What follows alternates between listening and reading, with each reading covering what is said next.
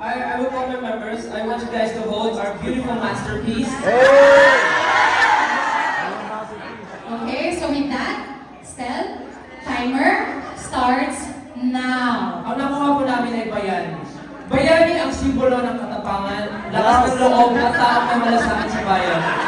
Kung ako ay mamumuhay sa panahon ng buhay pa ang mga bayani, nais ko din maging isang bayani na may magandang hangarin kagaya ng napakagandang buhit na ito.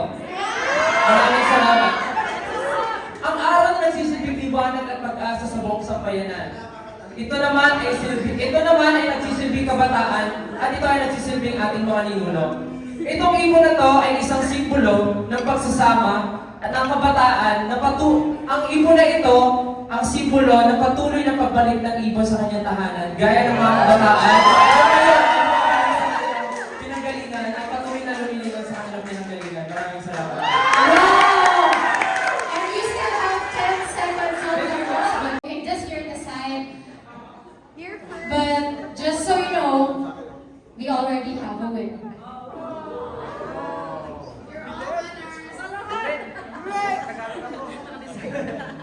Okay, everybody smile. Look here. One. Game. 1, 2, 3. One more. 1, 2, 3.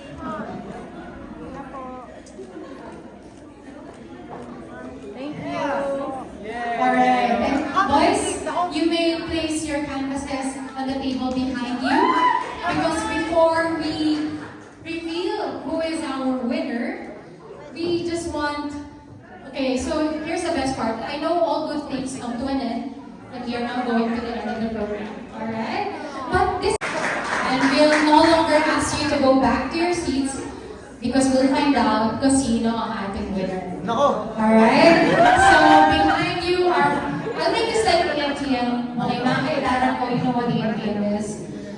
We only have 5 canvases. But tonight, we only have 1 winner. At for you not to come for me, hindi nyo po ako aabangan sa labas. Ang mag-a-announce ng winner is Taipan Lucero. The winner is all of us. Pero ang winner. Ang winner sa kanila is Stel.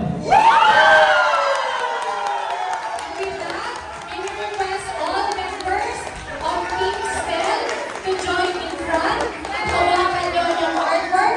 This is your prize, an exclusive photo with your art with all 5 members of SB19.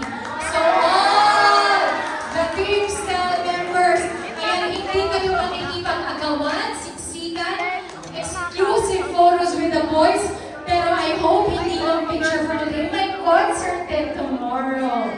And with that, Team Stel is very happy. Look at the cameras and show your winning smile. Para kasha. Game. Okay. Game po. 1, 2, 3. One more. 1, 2, 3. Okay na po.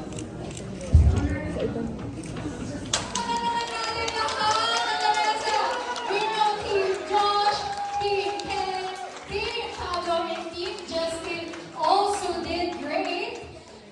And we want to again hear the boys. Maraming salamat, Ben. For my team, whatever happens, I love you guys. The winner is all of us. Pero ang winner. Ang winner sa kanila is Stel. With that, can you request all members of Team Stel to join in front and hawakan nyo yung artwork? This is your prize, an exclusive photo with your art with all 5 members of SB19. So all the Team Stel members. Bayani. Nais ko din maging isang bayani na may magandang hangarin kagaya ng napakagandang buhit na ito. Maraming salamat. Ang araw na nagsisilbing liwanag at pag-asa sa buong sambayanan.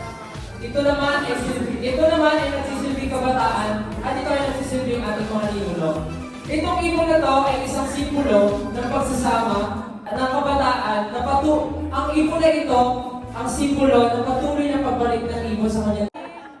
It was a cultural experience to remember as P-pop sensation SB19 was welcomed at the Philippine Consulate General in San Francisco with a unique Baybayin calligraphy challenge.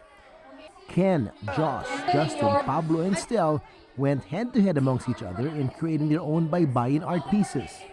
The boys learned from one of the best in the field as Baybayin expert Taipan Lucero shared his tips with the group who gamely took on each other in an art showdown of sorts together with their San Francisco Bay Area fans. Consul General Neil Frank Ferrer opened up the festivities as he welcomed the youth ambassadors who were in the midst of their first world tour. As the P-pop group was busy with their Baybayin challenge, Lucero shared how their advocacy for Philippine arts and culture could be a big boost. Few minutes to come up with their most creative designs to pair with their Baybayin words. Some intensely collaborating, and others adding more Filipino elements to their designs. As time expired, each team lead had to present their works and explain the themes and concepts.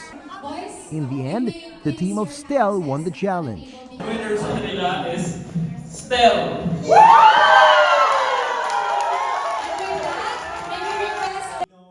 For SB19, this unique experience was a memorable one that they shared an intimate night with their fans in San Francisco. It's an honor to be here.